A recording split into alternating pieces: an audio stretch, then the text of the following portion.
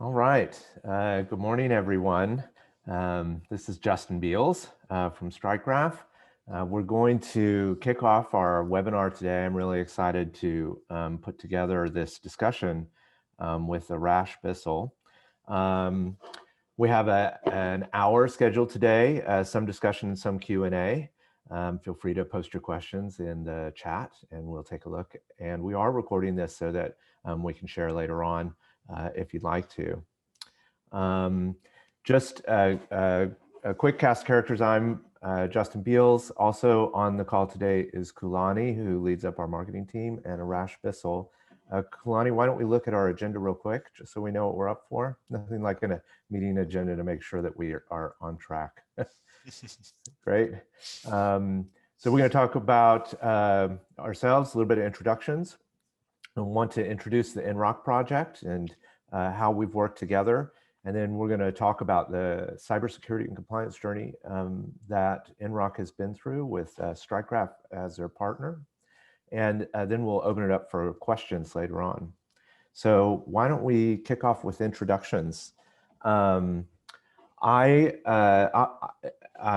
go first, Ahrash, which will give me a chance to introduce you a little bit, which I'm excited to do. So for those of you that this is the first time meeting me, my name is Justin Beals. I'm the CEO and co-founder of StrikeGraph. And StrikeGraph is a company that helps organizations achieve cybersecurity compliance requirements that they're challenged with in the marketplace. I actually have a long history with education technology. I worked on my first education technology project for McGraw-Hill in 1998 and have been really just terribly interested in the space, owned a couple of businesses that operated in the space, and only recently switched my focus over to cybersecurity. I first was introduced to the NROC project, I think between after 2005, I believe, so it's been a little while, and got a chance to meet Ahrash Bissell. I have been such a fan of their journey and super proud of what they achieved.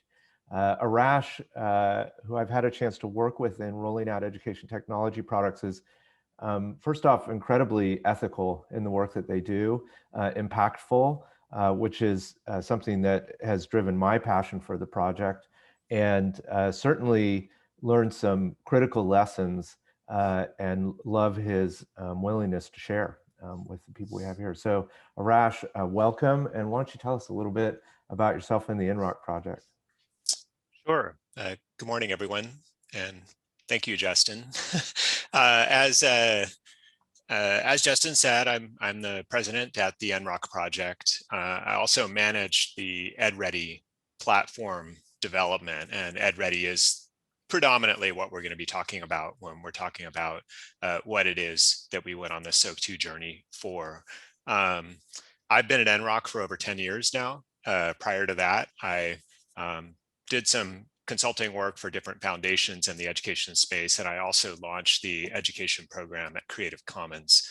And I actually have a doctorate in evolutionary biology, so you figure that out. But actually, it all sort of works in terms of trying to tackle tricky problems, legacy problems, and bring kind of let's call it an evolutionary mindset. How do you move from one state to the other and actually change a system?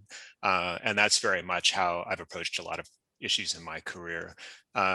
As Justin said, we had a chance to meet really quite early on with this work. And Justin was pretty instrumental in a lot of the design of EdReady, and then subsequently reconnected when we found ourselves in a position where we needed to take our work to the next level in terms of meeting certain standards, getting that objective third-party certification that we were doing that, and we needed a guide.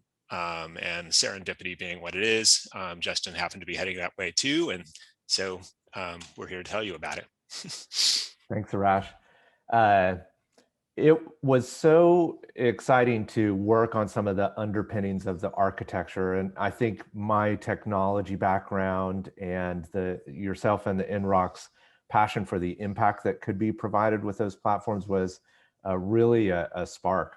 And it was a lot of fun to work on and has kept us in touch. Why don't we go to the next slide and let's talk about the NROC project specifically. I think that folks on this call will certainly be interested about what you guys do, and it'll help give a context for why compliance became an issue for you guys later on. Absolutely. So NROC is a, going on 15, 17, boy, longer now, probably 18-year nonprofit project launched by our still CEO, Gary Lopez. And it has as its mission what you see on the screen. The focus was on the idea that in this era of rapid economic, social, and personal change, and all of the sort of technological improvements that have happened, that there should be ways to help meet society's need for access to effective educational opportunity. Within that frame, NROC has had a bit of a wandering journey, and I joined, let's say, a little more than halfway through. It started off really being focused on media development. So think, new digital coursework or that kind of thing. And by design, there was a very different model in mind. The vision was that we wanted everything we create to be free of charge to those who consume it, meaning the students, the teachers, that sort of thing, but meet institutional requirements. So think schools, districts, colleges, and universities. And so we would ask the institutions to pay and become part of a growing membership pool with whom we would collaborate to continue to develop and improve this pool of what you might have heard of as open educational resources that anyone can use, anyone can access, and that could be modified and improved over time. That was going well, but some number of years in, a lot of the feedback that we were getting from that growing community of collaborators suggested that people knew they weren't getting the full value of that work. There was a lot of capability in digital media. There's a lot of options for customizing and contextualizing and doing all these additional things. And people just said, we don't have the time, we don't have the expertise. We need something that makes it easier to get more of that value. We had already been thinking about whether there was something we could do in the emerging adaptive and personalized learning space that would fit with our mission.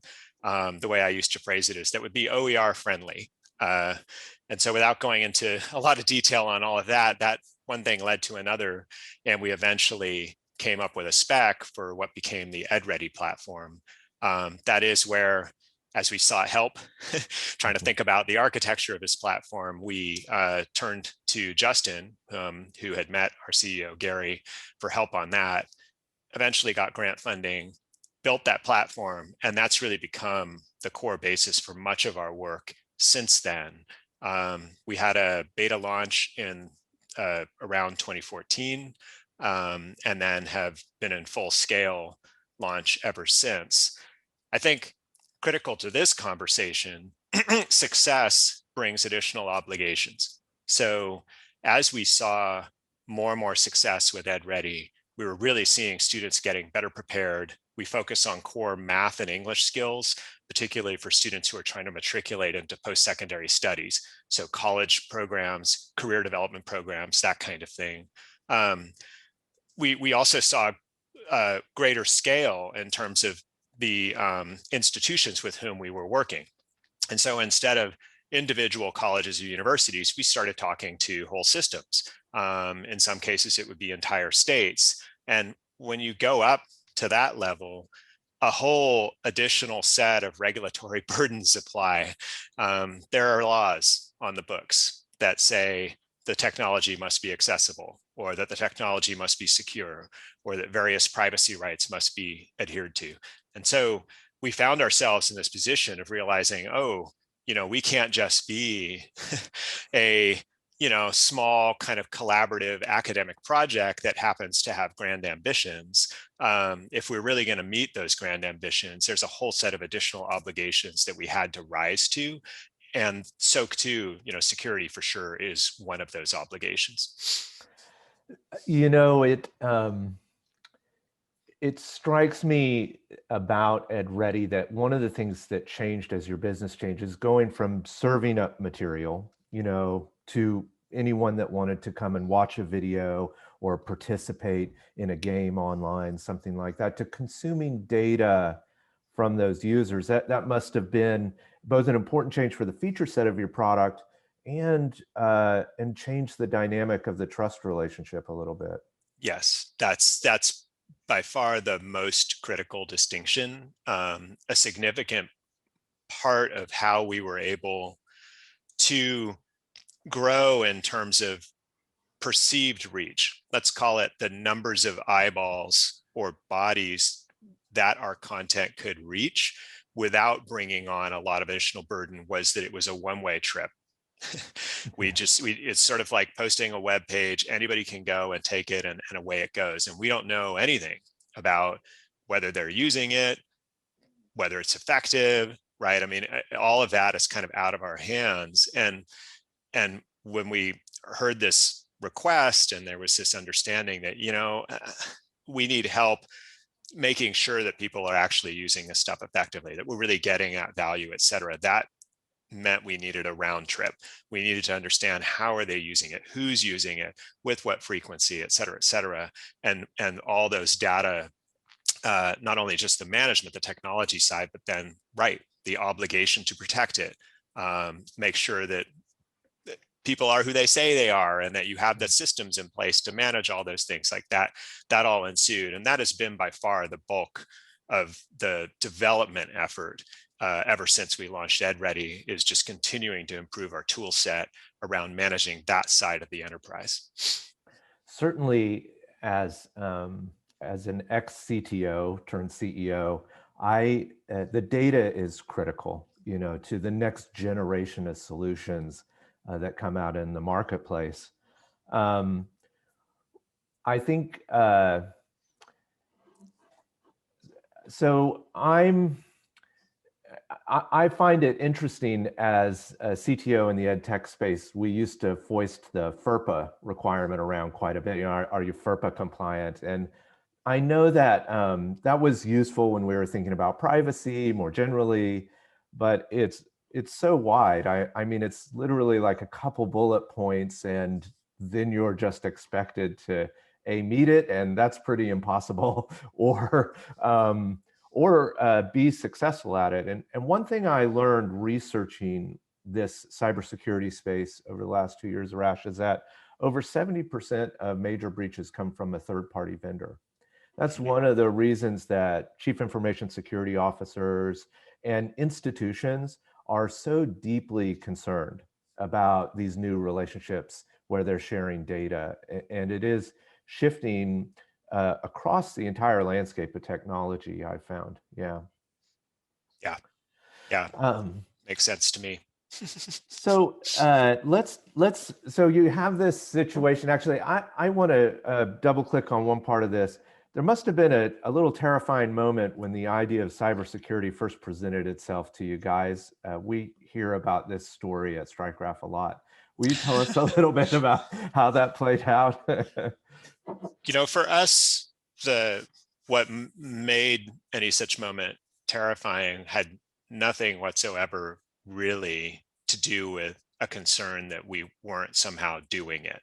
It was really around whether the way we were doing it would pass muster with someone who needs to evaluate whether we were doing it right.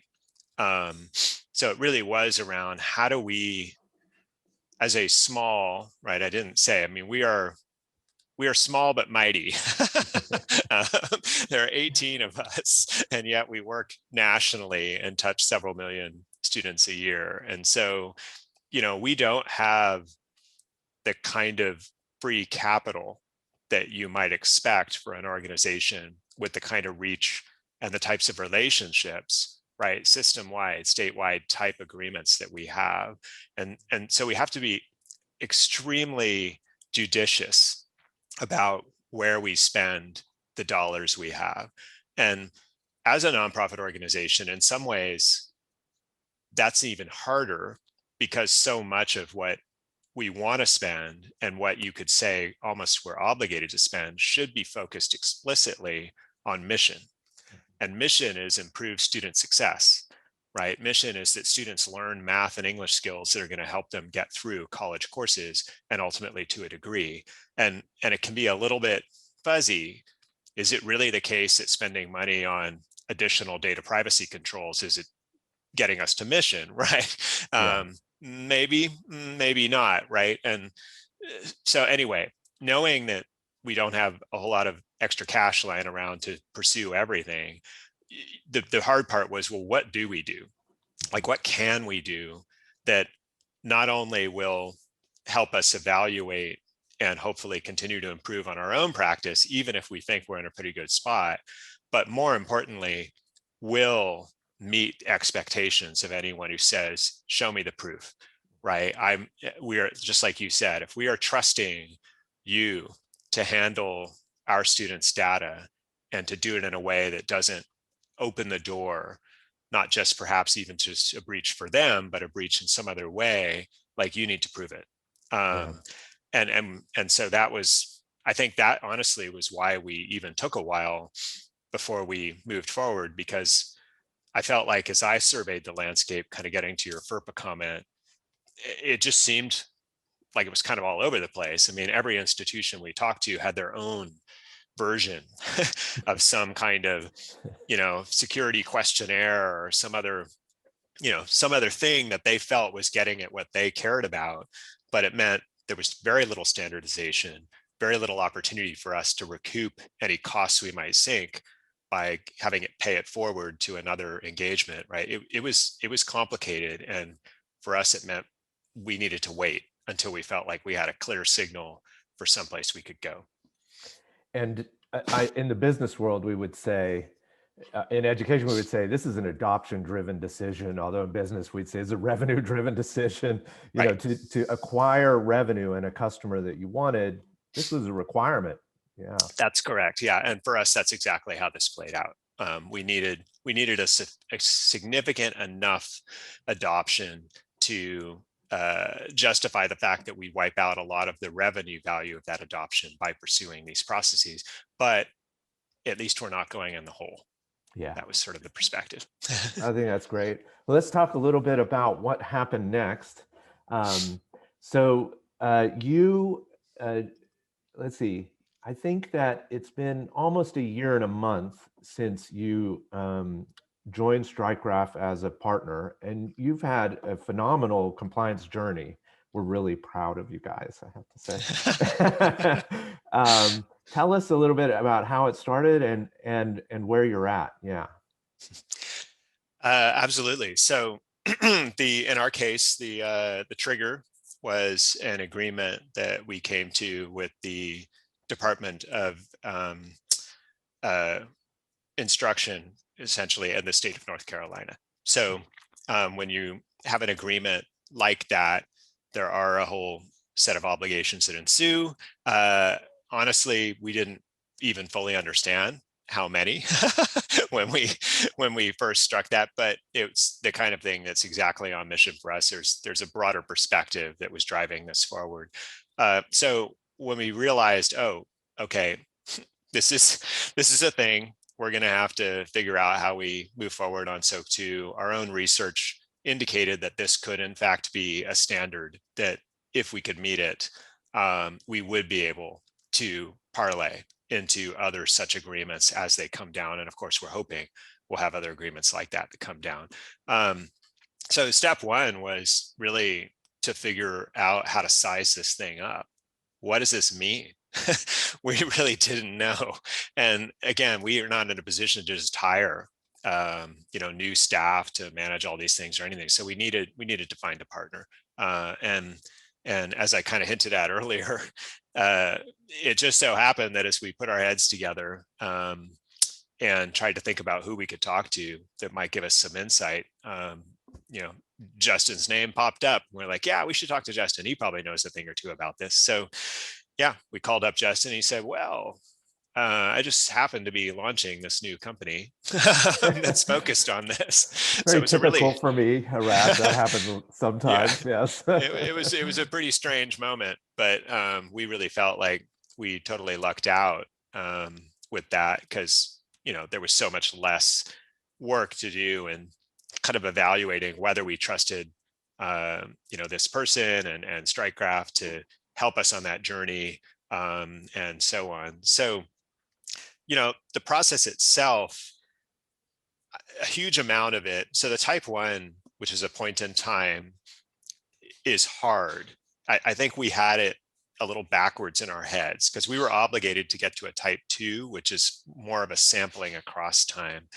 And I think because of the imposition of time as one of the variables you must accommodate for the type 2, the presumption is the type 2 is much harder.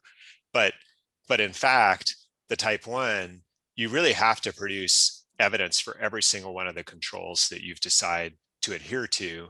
And so in a lot of ways, that's a harder standard because it's comprehensive across the entire set.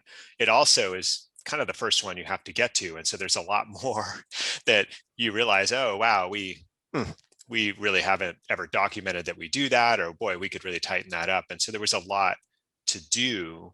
I think the key part for us was kind of getting, I would say, reconciling the requirements of the standard. So in essence, what are the various controls and the points of evidence and so on, and why are they there, with the reality of who we are as an organization and how we operate. So the standard comes across as being quite rigid and kind of clean cut, but in fact, the interpretation of that is subject to modification and interpretation. And that's a conversation that you could have internally, and you could make your own judgment calls and best guesses, but we were in no position to do that, right? We needed the advice and the insight and the expertise from Strikegraph, and then ultimately further from the auditor, to help us agree, basically verify that when, for example, we're a totally virtual organization. So if there's a standard that says you have to have a clean desk at the end of the day, probably not, right? Yeah, it's not a critical part of being a secure operation when there is no shared office space. So anyhow, we got to the type 1. That was actually really interesting. It was painful at times, but it really did give us a lot of insight into our own practices and where we could improve. And then the type 2 was really just now all the learnings from the type 1, continuing what was going well, improving on what we knew we needed to improve, and adding a few more things to sort of shore up any kind of perceived potential or perceived gaps in our security posture. And ultimately we got, the 1-2 punch within the deadlines that were imposed on the basis of this agreement that we had. That's exceptional. This is probably a good time for me to share with our audience these acronyms a little bit. I, of course, have learned a lot as I've researched this space quite a bit, and I know you have as well. So, I think for me, one of the reasons I was so intrigued with this problem is it reminded me a lot of solutions we've been building in education for a while. So to your point, the SOC 2 acronym is essentially a standard, just like we might see in an education standard for mathematics at 7th grade in a certain state. Right. It's a table of contents with a list of requirements that are designed to be assessed, essentially, on the effectiveness of your habits and activities that meet that part of the standard. Now, there are other standards out there than SOC 2. ISO 27001 is another one. In the healthcare space, we hear about HIPAA, and for credit card solutions, we hear about PCI DSS. Just like education standards, they all overlap each other quite a bit. And having good technology that can help you understand those cross mappings is really valuable in both situations. But I think that one of the things that we work really hard with our customers to do is to plan a roadmap. for the right Right. cybersecurity at the right time, right, Arash? If this is revenue driven, then what we believe is that you need to be prepared to take the next step in your compliance journey as your organization matures and moves into larger and larger organizations. Um, the SOC, and the other very powerful thing about these standards is it's all risk driven. So if there are certain things like clean desks that are not a risk for your organization, then with a good thought partner alongside, we can design an efficient cybersecurity practice. We call that eliminating the cybersecurity theater, which is a common parlance in the CISO space. You know, it feels so much better to do things that you know are impactful and ethical, and it just seems to be a more enjoyable solution. Yeah. Great. Um, the one other thing to highlight here is that StrikeGraph as a solution kind of prepared you, right? We weren't your auditor, but Right. there is a little bit of a triangle relationship in all of this, I think. Is that correct? Yeah, that's correct. The critical piece here is that if you're a large organization, then I would presume that there's a point you cross where you've got to have sufficient, for example, SysOps, right? Systems operations engineers on staff. You have to have compliance officers on staff, right? You have people for whom it is their job to put all this together. Even then, there may be a lot of outstanding questions about how do you manage all this information, right? What are the critical things that I really need to be on top of? What are the ones that, you know, as long as we're kind of largely checking the boxes, we're okay. And either way, getting help, right? Either have it, you know, both from the perspective of thinking about StrikeGraph as a platform, which it is, which can help you manage all of the pieces of information and the decisions you make and so on, and then package that up for an auditor, or whether you think about that as more of a boutique kind of a service where you have people who have expertise and have seen this a dozen or many dozens of times, and can help you get to answers quickly. That's what we needed. We needed that guide, and that's what StrikeGraph did. Excellent. So I certainly, in looking at StrikeGraph as a company and solution, found that there are certain sectors that have been through a lot of this. Finance, for example, has been through a big compliance journey, and education is just beginning, I think, to adopt these standards and requirements. And so we believe that many more providers and institutions are going to start relying on these trust relationships. What advice would you give to our colleagues here on the call about their compliance journey and where they're starting? Yeah.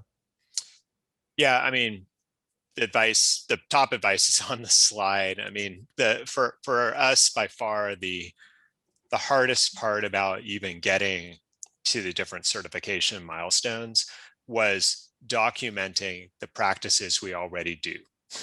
So you can have excellent, for example, change management practice and have all the right kind of workflows and validations, and you're using the systems that manage the technical development, et cetera, et cetera.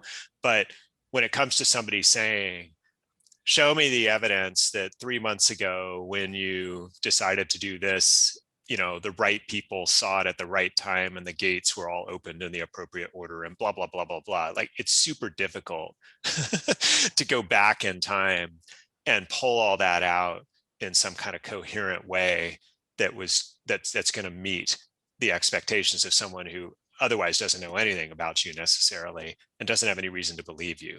So I think the key for me is, if you can, you got to at least have some sort of broad brushstrokes understanding of the different dimensions of the requirements. Something like SOC 2 is pretty extensive. I mean, it touches everything from HR policies and practices to ongoing professional development and training, to code development, to maintaining your server side systems, et cetera, et cetera. And so it touches almost every facet of your organization. And you just sort of have to ask yourself, right? I mean, if somebody asked you the question, why should we believe you when you say that the risk of some random person coming in and just taking your whole system down is extremely low. Yeah. And you just need to have some of those things in place so that when you're asked to present the evidence, it's not building it from scratch. It's like, all right, maybe what we have isn't enough or isn't quite right, but at least the thinking behind needing to document that stuff was already there, and you're starting from something rather than Yeah. nothing. One of the things we kind of pride ourselves on, I think this is my product development background, is that each of the steps along the journey that we do with a customer is essentially building towards that outcome, like an auditable cybersecurity practice or a company maturity level.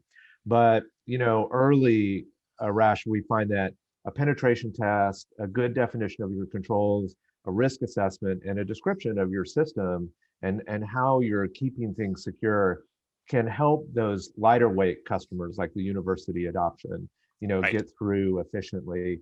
And so this is all that journey and timing. And I think that's why we pride ourselves on having expertise, cybersecurity expertise in these issues that can guide each customer a little individually. Yeah. One thing you hit on, and I like to tell people too, is that I think people are really terrified this is a massive technological issue, that the standard itself is going to ask you all kinds of things about its technology. But I was really surprised to find out almost half of it is just organizational maturity. Right. Yeah. That's exactly right. And if you're running a pretty tight ship from sort of like a director of operations Yeah. kind of side of things, you will not find that part of the standard to be particularly difficult. But you could see how if things were a little bit chaotic, you would know that right away, and there would be a lot to clean up. I think the other thing that was challenging about all this is that, especially for an org like ours, but honestly, I think any startup type org, any organization where perhaps a large part of their ethos and structure is to be nimble Yeah. and to be capable of sort of taking advantage of opportunities as they arise, rather than becoming a big giant battering ram that just kind of creates those opportunities themselves. Is you do have to find that point where you don't look at these investments in security, in privacy, et cetera, as just lost, right? Lost Right. opportunity, lost income. Because for sure, for much of our history, I mean, it would have been almost impossible for us to justify those expenses. It doesn't mean that we shouldn't pay attention, right? We still needed to make those important, but to get to the level of documentation and paying for the auditing and paying for the rest of it, like, it just wouldn't have been reasonable. But there is this point, and I think you do need to have that in mind, that you will get there, right? If you're at all successful, you will get there, where you've got to say, all right, this is no longer optional. You've got to sort of take it to that next level. And hopefully that becomes, it's not exactly pro forma, right? I mean, it is, there is real work involved in then taking it to that next level. But again, try to make the size of that step as Yeah. small as possible. If you just ignore it up till then you're really going to have a hard time. Absolutely. Yeah. You know, and speaking of organizationally,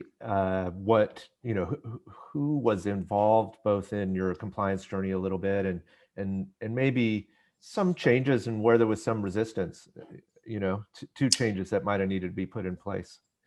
Yeah. So again, as a relatively small org, a number of us wear multiple hats, and also the sort of lines of authority, like who's overseeing different dimensions of what we do, often resolved to one person. So for us, the key people were the CEO, really in the sense of just, yes, we've reached that point. Like, these are the kinds of agreements that we need. and kind of giving that, if you will, that authorization that this is where we're going to have to spend some money to get ourselves to the right spot. In terms of the mechanics of supporting the journey to type 1 and type 2, that was mostly the product manager, which was essentially myself. The audit was specific to this learning application called EdReady. Director of operations, so all the HR stuff and everything around that, and then our CTO, who took primary responsibility for not just the sort of code side, but also the sysops, right? Maintenance of our systems, et cetera.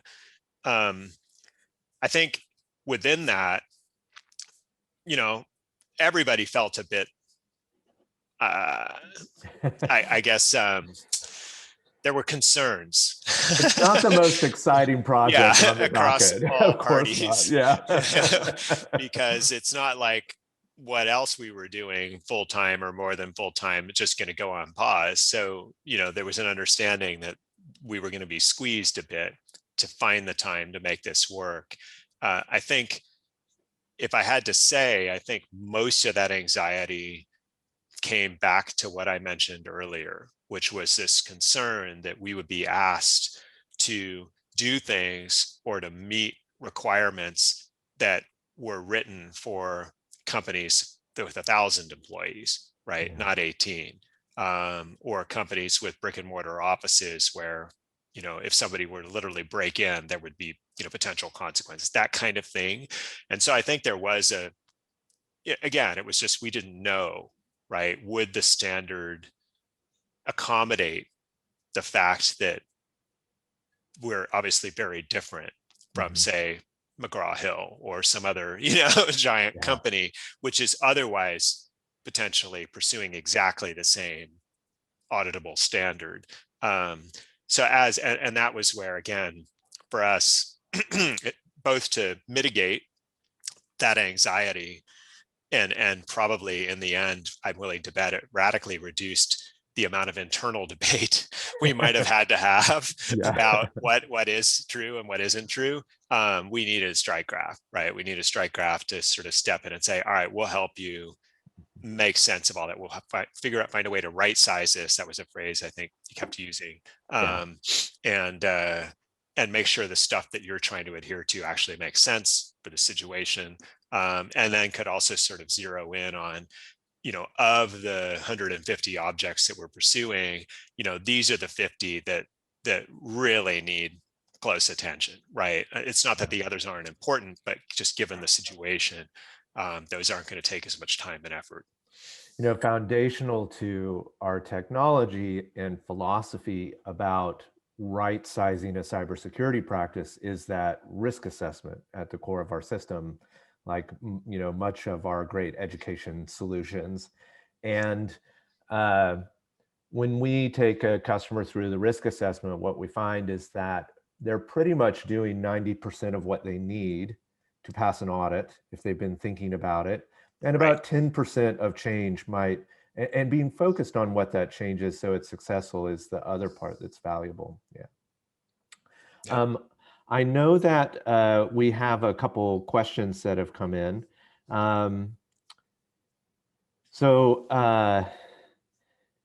Let's start with, let's do the first one. And we may have, oh, Kulani, are we down to this side? Is that where we should go, I think? Yeah. We have done a good job of talking ourselves through our time, Ahrash. So we're going to. What advice do you have for our education tech executives and our leaders when it comes to essentially selling and managing this particular problem? Yeah, I think we pretty much hit on all these. I mean, again, I would say start early. So that doesn't necessarily mean literally try to achieve the standard, but as much as I think anybody who's in a position to be thinking about some of these problems and their impact on both organizational practice and your ability to sell whatever it is you're selling, doesn't matter if you're a nonprofit, for-profit, whatever, somebody's trying to buy or adopt something, you should have some familiarity with the dimensions of this space. there's absolutely no doubt that we saw a trend emerging where 5 years ago, we would get, you might almost call them casual questions about, do you guys protect student privacy? Or are you compliant with some of the accessibility standards that are out there? But it was pretty loose, and it was clear that it was capturing the mindset of people who were in a position to make a decision about whether they should adopt a particular, sorry, we're getting feedback from Coolant, or not. And anyway, over as the years progressed, they started to become more onerous.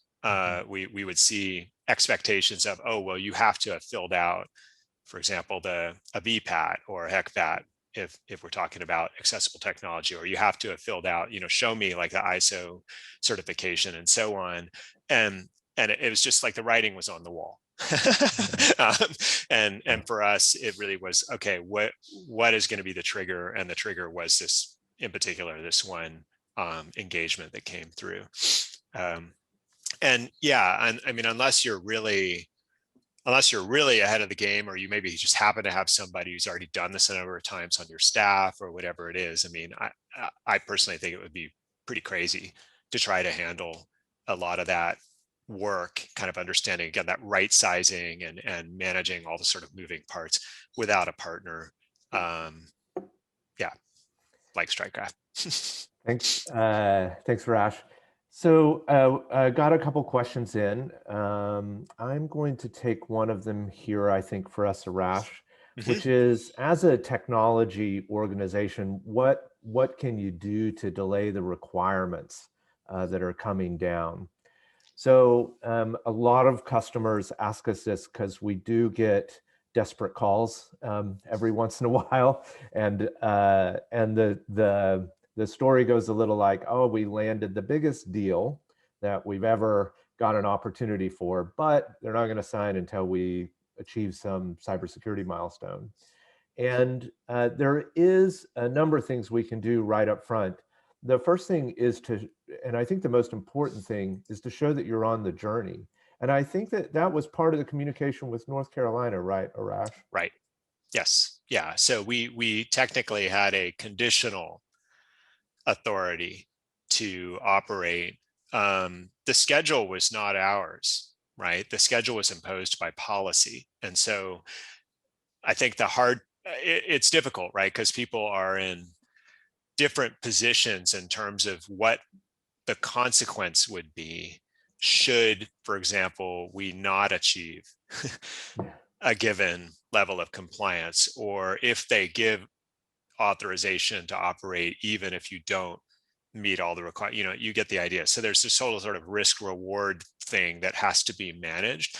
But at the end of the day, everybody who was involved understood that there was an external constraint, which is that the politicians in the state had passed a piece of legislation that said, thou shalt have XYZ in place by such and such a date.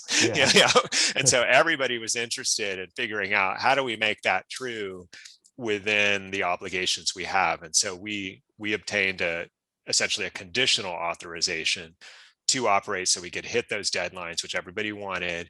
But then that really did put the burden on us. Like, we didn't have a lot of wiggle room at that point. Like, it was going to be very, very challenging for everybody if we didn't reach that certification by the date that was imposed on that agreement. So some of those milestones that our customers typically go through, where they can buy time essentially to achieving an actual audit, one of the first things that we do is the risk assessment. And then we start to look at what types specifically of policies and procedures make sense for your organization. And we'll do an early penetration test. And so doing the penetration test can provide a lot of initial validity in the technology infrastructure and how it's functioning. Then, as you mentioned, Ahrash, most customers go for what they call a SOC 2 Type 1. This is a low stakes, high value initial audit is the way we describe it. Mm. The reason it's low stakes is that your auditor and StrikeGraph and you can work together to basically set up the testing mechanism for your cybersecurity practice. And there's some adjustment that goes on. We're in the middle of our SOC 2 audit right now, and we're adjusting with our auditor some feedback over some of our cybersecurity practices. And so there's some final tweaking. And I think, Ahrash, you mentioned like that's the hard part, setting everything up and making sure your coverage is right and getting through that initial SOC 2 type 1. Then you need to basically operate securely for a period of time. And at that point, the auditor comes back and they look back over time and they say, okay, you have been using encryption on your data at rest for the past 6 months. And so you pass that particular part of the requirements of the audit. Yeah. And so really it is a journey. I think you have to maintain, you always want to maintain, and I think you're contractually required, right, Ahrash, to maintain your SOC Yes. 2 practice. Yeah. Yeah. This is not a one-shot deal. I think it is most expensive to get to the initial, the initial certifications, but there is a maintenance cost. Yeah. And yeah. I have one last question, and then I think we might start to wrap up. So, do you sleep better at night knowing that you've rolled these things out and in managing your organization? I actually do. I found that like it's less like I think we're all doing well and more like I think I know how we're doing. It certainly was a relief with respect to this particular engagement where the obligations ensued. I think since, as I said, we're seeing more and more that it's becoming a standard part of any additional business arrangement, whether it's to bigger systems or individual institutions, that they say, do you meet this standard, or can you show evidence of it, right? Like, to the extent we're able to just every time, yes. Yeah, when you could just say yes, it's a radically different experience than if you have to kind of explain who you are and how you do, and they just have to sort of trust you. I think for me, the big switch that I'm still kind of grappling with is so much of our project still operates in a way as a academic collaborative enterprise. So what I mean by that is that we build things because we learn from our users, our community, what needs they have. And they tell us because they want their students to succeed, and we do as well. And so they're our best source of information about what additional features and functions and whatnot might really help as they're going out there and trying to improve students' lives. But the way we then build that and ultimately roll it out presumes that it might not work quite right.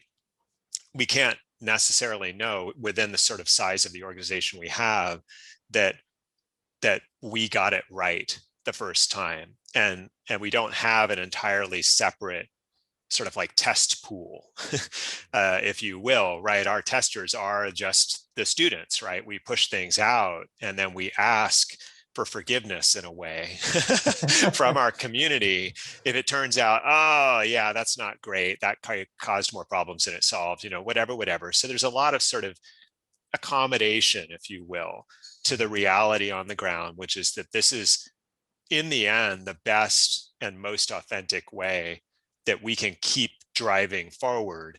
But it comes with this cost. It comes with the risk that we might do something and something breaks. We really can't do that in the same way we could for much of our history. Like when you get to this next level where we're now several steps removed from the end users, from the teachers and so on, we still want to be right there and supporting them, but we just don't have that same kind of relationship when you're operating at a state scale, for example. And it puts us in this position where, we can't just be putting stuff out there that just breaks. Like that's not okay. And so the SOC 2 is sort of part of this, let's call it a sort of suite of new obligations and requirements, not just in terms of, oh, thou shalt do this because the law says, or we require whatever, but really in terms of our own operating structure, our own mindset around what we're doing and how we do it, what risks we're willing to assume, what risk others are willing to assume.